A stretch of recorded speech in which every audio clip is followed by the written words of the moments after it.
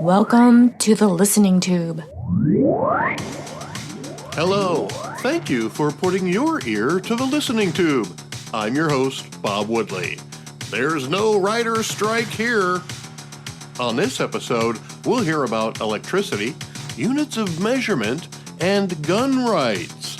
But first, Not the headlines. there's nothing in the world that brings people together more than food. It's the foundation of our daily routines, a method of survival, and so much more. We plan around it, use it to celebrate our cherished moments, and take pride in the way we make it. Millions of cookbooks are sold or downloaded every year. Even I wrote a book about cooking called Don't Fry Bacon with Your Shirt Off, a single man's guide to the kitchen. Food is the fuel our bodies need to keep moving. We can't live without it. Oxygen, water, and fuel are really the only things we humans need. Food is the only necessity that comes with a variety we consider a delicacy. Air and water can only be contaminated from their original forms, but food can be modified from its basic ingredients and transformed into combinations that make them better tasting. But we also learned about the way food is valuable and how different foods have different values when it comes to vitamins and minerals. And we learned how those vitamins and minerals affect our bodies. But we're still learning. A story by Sally Wadika in the New York Times examines research done on what is now called ultra-processed food. The label is still new enough that my word processor doesn't recognize the spelling of the compound word ultra-processed. But it was in the New York Times, so it must be a word. Turns out there's actually a sort of food pyramid describing the amount of processed a food is. A research team in Brazil broke it down into 4 groups. Group 1 is actually a combination of unprocessed and minimally processed.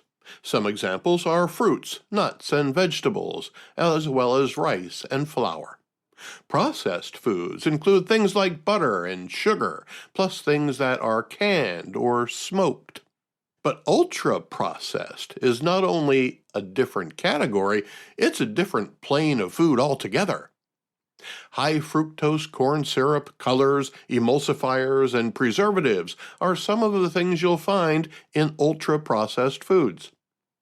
They're easily recognizable because they aren't ingredients you have in your cupboard or on your spice rack.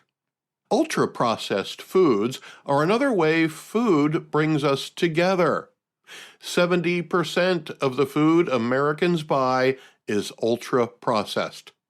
And it's not just inner-city people who live in fresh food deserts. The story says it's across all socioeconomic groups. It seems our desire to vary our diets in so many different ways, using the ingredients the earth gives us, has led to an industry that creates more ways than Mother Nature to add to those variables.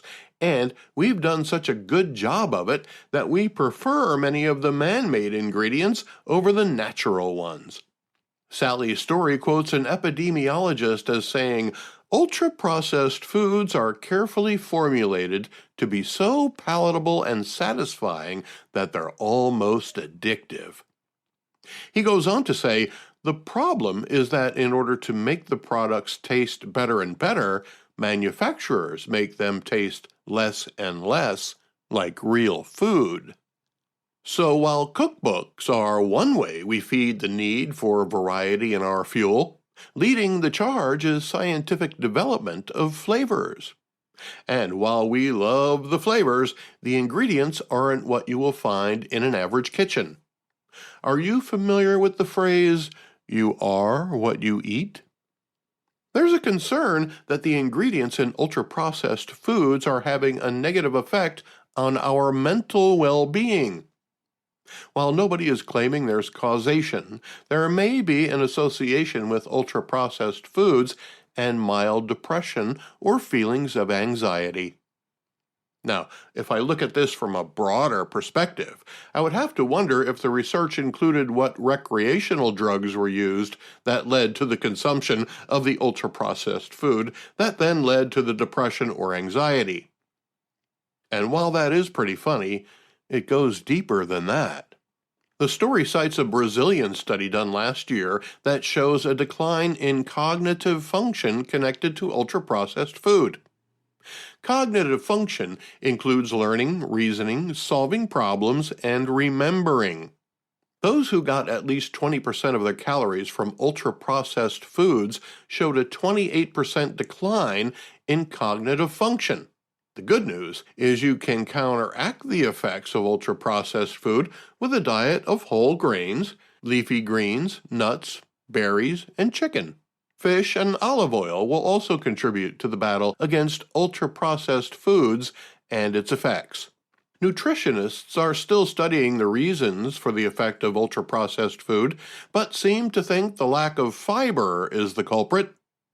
Fiber is present in plant-based foods, while ultra-processed foods have barely any.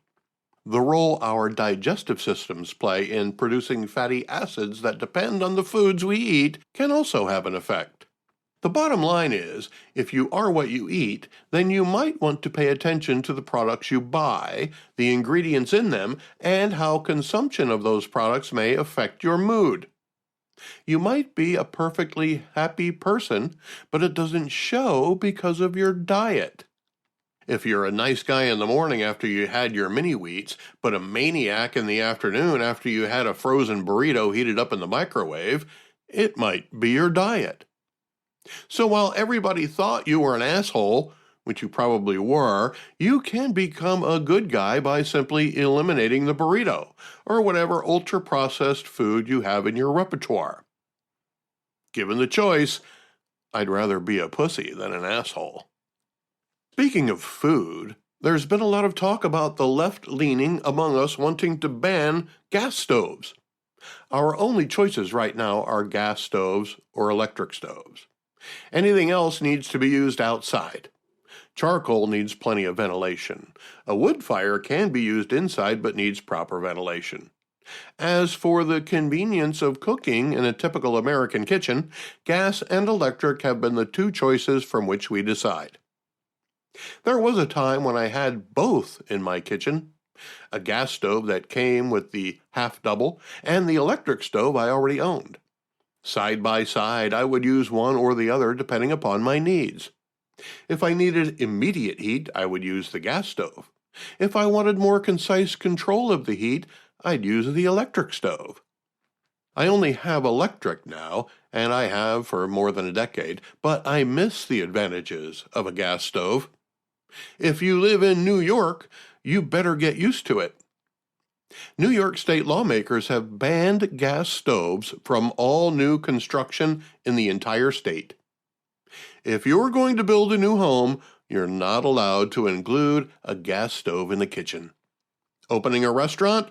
Don't bother looking for a company to supply the fuel for your stoves and ovens other than the electric company. Anyone who knows how to use a wok will understand how much impact this will have on society and commerce. Every Oriental restaurant in New York cooks with an open flame. The new ones, if there will be any, will have to abandon the practice of cooking with an open flame in order to follow the laws of New York. Whether or not you agree with the practice of cooking with gas or the law against it is irrelevant. The elected representatives in New York already decided to make it a law. If you're wondering if your state will be next, just look for some subtle clues from the media. Prior to the New York law, the New York Times said, quote, "No one is coming for your gas stove anytime soon," unquote. Well, that headline is technically correct, as any gas stove currently in use can continue to be used. But it was also misleading in the sense that it attempted to put to ease the minds of those who were most affected by the possibility that gas stoves were on the chopping block. But it wasn't just the New York Times trying to soften the blow. The Associated Press said, "Fact focus, Biden administration isn't banning gas stoves. So far, that's true. It's only the state of New York on the bandwagon so far. But a lot of the media downplayed the possibility that gas stoves were a target. They blamed conservatives for using the gas stove as a tool to create a culinary culture war. Time magazine said how gas stoves became the latest right-wing cause in the culture wars. And MSNBC chimed, "No, the woke mob is not coming for your gas stove." The former accusing conservatives of starting a war, the latter attempting to redirect your attention elsewhere. Meanwhile, exactly what they said wasn't happening did, in fact, happen. Only in New York, so far. I live in Pennsylvania, just across the southern border of New York. When the weather is nice, I like to sit outside in the backyard and write the script for the listening tube. It's nice right now, and I'm doing just that. Don't worry, New York, I'm using electricity to power my laptop. However, I'm also burning 3 tiki torches filled with oil infused with citronella to keep the bugs away. It doesn't really work, but we covered that on last week's episode. As well as a gas-powered fire pit with lava rocks that I pour chemicals on to make the flames change color. My neighbors saw mine and got one too. I told them all about the color-changing packets you can buy and where to get them. But I digress. I've created a space that helps bring out a part of me that I don't know I would have discovered if I didn't have this little slice of solitude. When I say solitude, that also includes my dog. It started with internal combustion engine cars, and now the target is getting narrower. Anything that requires fossil fuels to operate is a target for elimination. Electricity will save the planet.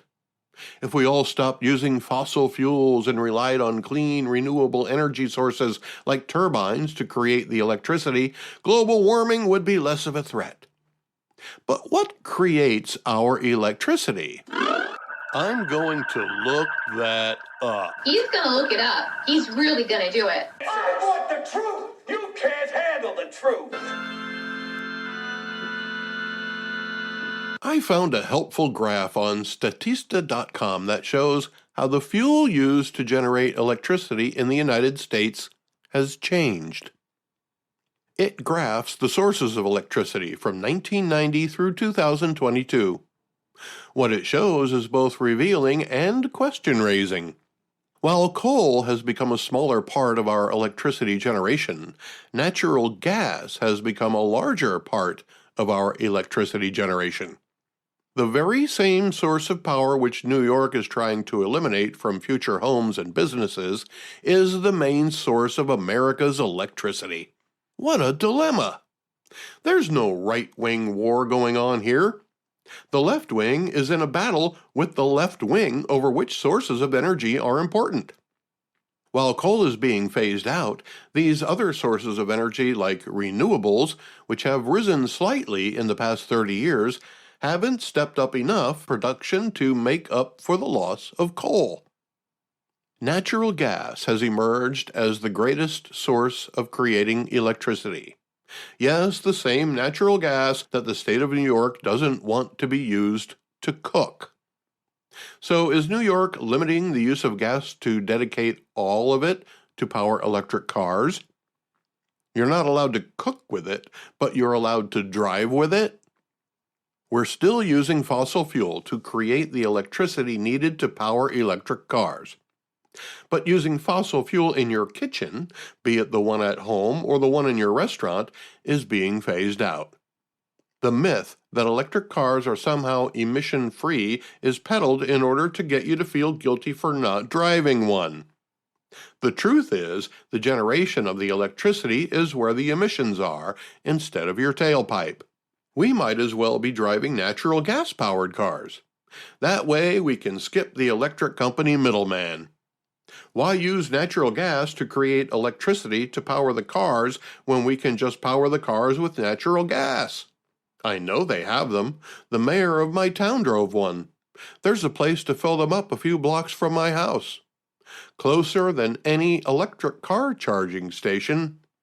So what will the end game be? Will New York eventually ban electricity made with natural gas? What will supply the electricity then? With gasoline-powered cars having been phased out and the electricity needed for electric cars tightly regulated through ecological-induced law, mandate, and browbeating, our freedom of movement will be severely hampered. What made a car part of the American dream was the mobility it offered. We were free to travel anywhere a road and a gas station existed. Gasoline cost pennies a gallon. Getting in the car and hitting the open road was a whole new adventure for the human mind and spirit. Electric cars are a poor substitute. While electric stoves have been serving us well, gas stoves are still preferred by many.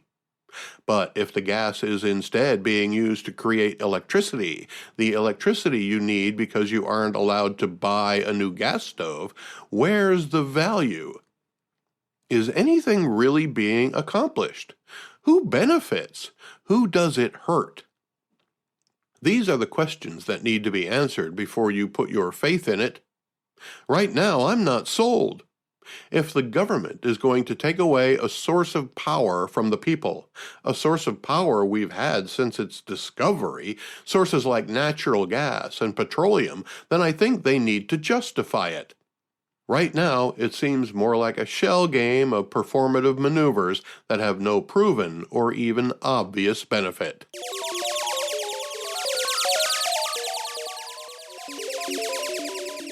Let's go back through the listening tube for This Week in History. This week in 1776, leading up to the American Revolution, the Virginia Convention instructs its Continental Congress delegation to propose a resolution of independence from Great Britain, paving the way for the United States Declaration of Independence.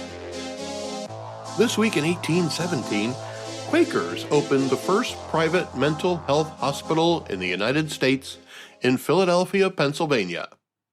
Now, you might think that back in 1817, they weren't as politically correct as we are today, so a mental health hospital might be referred to as the nut house, or insane asylum, or a myriad of other colorful ways to describe the building and those who reside therein. But back in 1817, the name of the hospital was the Asylum for the Relief of Persons Deprived of the Use of Their Reason. To be honest, if I saw a sign in front of a building that said, Asylum for the Relief of Persons Deprived of the Use of Their Reason, I might suspect I was in a Monty Python skit, or about to be the subject of a prank, or in front of the United States Capitol building. The name was eventually changed to Frankfurt Asylum for the Insane. It's still there, but now it's called Friends Hospital, and it is the oldest of its kind, having continuously operated since its founding. It was designated a National Historic Landmark in 1999. This week in 1862, President Abraham Lincoln signs a bill into law creating the United States Bureau of Agriculture. It is later renamed the United States Department of Agriculture. The United States Department of Agriculture also includes the Forest Service. More on that later. This week in 1875, the signing of the Meter Convention by 17 nations, leading to the establishment of the International System of Units. It makes things a lot easier if everybody uses the same system of weights and measures. But different countries had their own systems, and the need to establish a universal system was obvious. In America, it's still obvious. We Americans are stuck using inches and feet, ounces and pounds, while most of the planet prefer the easier-to-understand metric system. While the metric system has tried to make some headway in the United States with the 2-liter soda bottle, it's mostly scientists, medical professionals, and drug dealers who have mastered the system. The rest of us simply cannot fathom a sunny, warm summer day with a temperature of 28 degrees. Well, that can't be right. This week in 1905, Las Vegas, Nevada is founded when 110 acres in what later would become downtown are auctioned off. I'll be headed there shortly, and that's why there will be no new episode of The Listening Tube for the next 2 weeks. I'll be back. And this week in 1918, the Sedition Act of 1918 is passed by the U.S. Congress, making criticism of the government an imprisonable offense. Not a standalone act, it was actually an amendment to the Espionage Act of 1917, and only applied when America was in a declared war. At the time, America was in a declared war, World War I. It was near the end of the war, though, so there were relatively few arrests made under the new provision. In March of 1919, hundreds of sentences were reduced or eliminated for those who were convicted under the amendment to the Espionage Act. The end of the war made it a moot point. Now you might be thinking, but Bob, what about the freedom of speech? Well, the Supreme Court did uphold the so-called Sedition Act as applied to people urging the curtailment of production of essential war material. So if you were to say, stop making guns, stop making tanks, stop making bombs, you could go to jail for up to 10 years if America were in a declared war. Wikipedia says the act was repealed in 1920 after just 2 years on the books. Even if it was still illegal to protest the construction of war materials, most of us wouldn't have to worry anyway. The last time America was in a declared war was World War II, which ended in 1945. In fact, America has only been in a declared war 5 times since the War for Independence. The War of 1812, also against England, the Mexican-American War, the Spanish-American War, World War I, and World War II. That's it. So that means the United States has fought wars in France, Monaco, Algiers, Paraguay, Mexico, Estonia, Latvia, Mongolia, Russia, Ukraine, Lebanon, China, Vietnam, Korea, Bosnia, Libya, Syria, Iraq, and Afghanistan without ever declaring war. This week in 1927, 45 people are killed by bombs planted by a disgruntled school board member at the Bath Consolidated School near Lansing, Michigan. That count also includes the man who planted the bombs, and his wife, who he killed at the beginning of the rampage. The man was the school board treasurer and had recently lost an election for township clerk. During the prior summer, he was notified that the mortgage for his farm was being foreclosed upon. It's thought the man began accumulating explosives and hiding them on his property and at the school. On the day of the disaster, he killed his wife and set off the explosives he had been hiding on his farm and at the school. The buildings on his farm were destroyed, as was the north end of the school building. But this disgruntled keeper of assets and liabilities had one more trick up his sleeve. While the immediate panic at the school was waning and rescue efforts were coming together, the man pulled up in an explosive and shrapnel-laden pickup truck and blew it up with himself inside. 4 more people were killed. Later, 500 pounds of unexploded bombs were found in the south end of the school. This week in 1948, Israel is declared to be an independent state and a provisional government is established. Immediately after the declaration, Israel is attacked by the neighboring Arab states, triggering the 1948 Arab-Israeli War. That was a long time ago. Let's check in and see how it is today.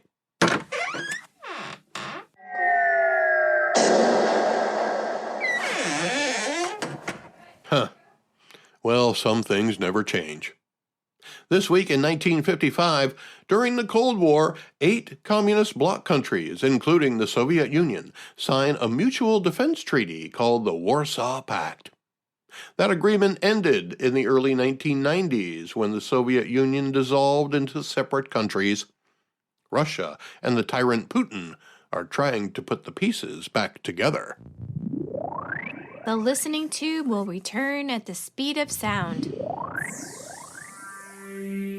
Contact the listening tube by calling 570-601-1101 or email thelisteningtube@outlook.com.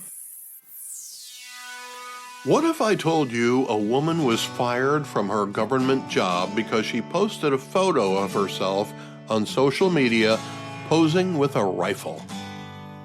I'm going to go out on a limb here and take a couple guesses. If you're a conservative, you might protest. The Second Amendment states that our right to bear arms shall not be infringed. You might call it a travesty, government overreach. It's only a photograph of a woman with a gun.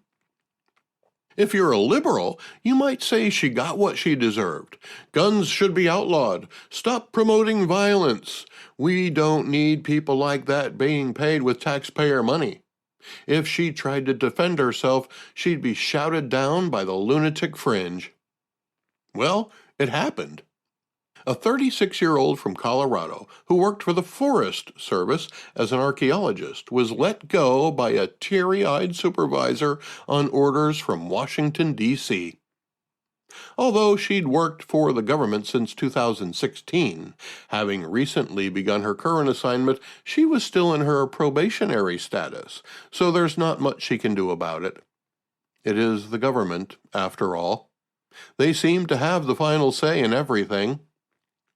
She told Christopher Wiggins, who wrote a story about it, "I do believe that it is a violation of my First and Second Amendment rights because I worked for a government entity, and this is the government restricting my speech and my right to own a firearm."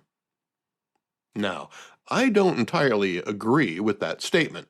Clearly, there's no violation of the Second Amendment, as the weapon in the photograph was legally purchased, therefore displaying that the right was not infringed.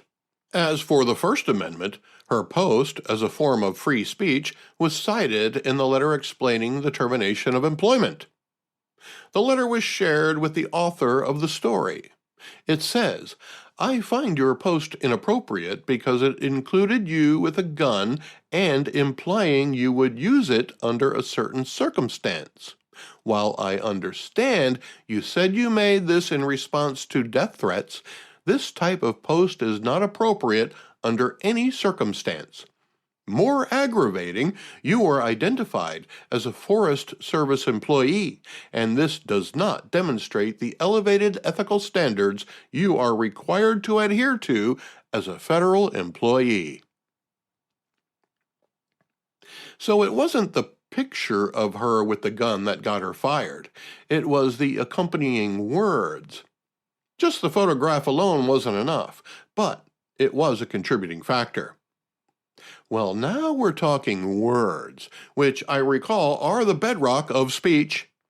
Not cartoons, not photographs, but words are what make speech. So, did this 36-year-old say something so horrendous that the government found it necessary to set them free? What could be said that isn't protected speech? Well, the answer is threatening violence, especially when you're holding a rifle in the picture. Now, you might say, "Bob, who is being threatened?" Does it matter? Does it matter who? The question should be, under what circumstances did they say they would use the weapon in the picture? The caption with the picture indicated they would use the weapon to defend themselves against a particular group of people if they came for her. She was demonstrating her right to bear arms and her exercise of that right and outlining the parameters under which she would use the weapon. If you're a gun advocate or a staunch supporter of the Second Amendment, you're by now appalled by what's happened to this person who posed with a gun. losing her job. That's the Biden administration for you, always trying to appeal to the woke mob. Those on the left might rejoice. Finally, those gun-loving radicals are starting to get their comeuppance. Make them choose between their guns and their jobs. So, is it right? When the government decides that a statement you made on social media is a threat and fires you from your job, you have your mind made up on this one, don't you? Whether you're on the left or the right, you'll probably agree that I've summed up where you fall on the subject. It may be more or less extreme than what I described, but I'm painting with a very wide brush here. There's no convincing you you're incorrect. Open and shut case. Now allow me to add a little more context. The story was an article in The Advocate. The 36-year-old woman is described as transgender. I'm assuming that means a person who was a man. The caption accompanying the photograph of the subject with an AR-15 style rifle, as if that makes a difference, that was posted to social media said, quote, "While advocating for trans people to arm ourselves is not any kind of solution to the genocide we are facing, I do want to say that if any of you transphobes try to come for me, I am taking a few of you with me," unquote. Does any of that context make you feel different from how you felt before? You may pause the program here if you need a little more time to think about that. I'm just going to pick up where I left off. Does transgenderism change any of the ways in which the laws and regulations are enforced? Why did the decision to let go of this person go all the way to Washington? Is the reason given in the letter the real reason for the firing? Is it because a transsexual with a gun doesn't fit the image the left is trying to sanitize right now? While the author of the story weaves examples of how it's all the fault of right-wing trolls. I've been fired from my job with the Forest Service because of the lies published by the Daily Mail, Newsweek, and other right-wing tabloids, she said. I didn't know Newsweek was right-wing, and I definitely know it's not a tabloid.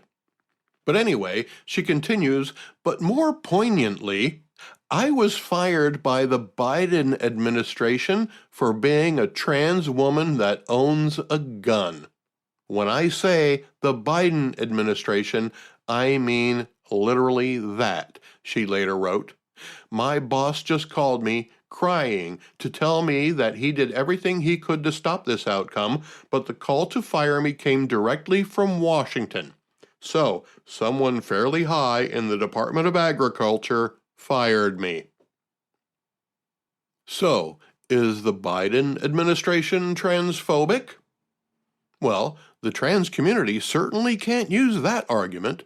That's why The Advocate tried so desperately to find a way to blame conservatives. The best they could do was point out that conservatives brought attention to the post. Conservatives didn't create it.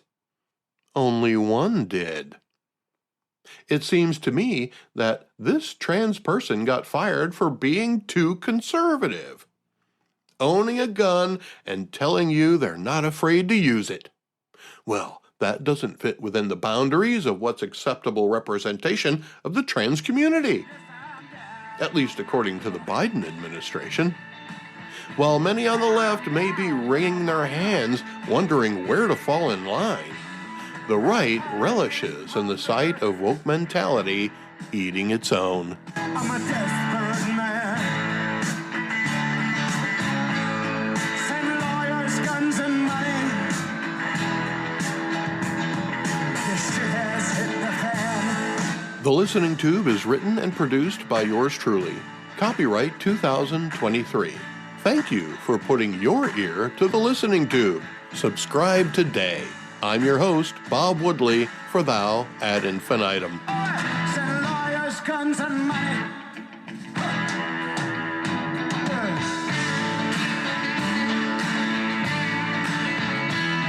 Send lawyers, guns, and money.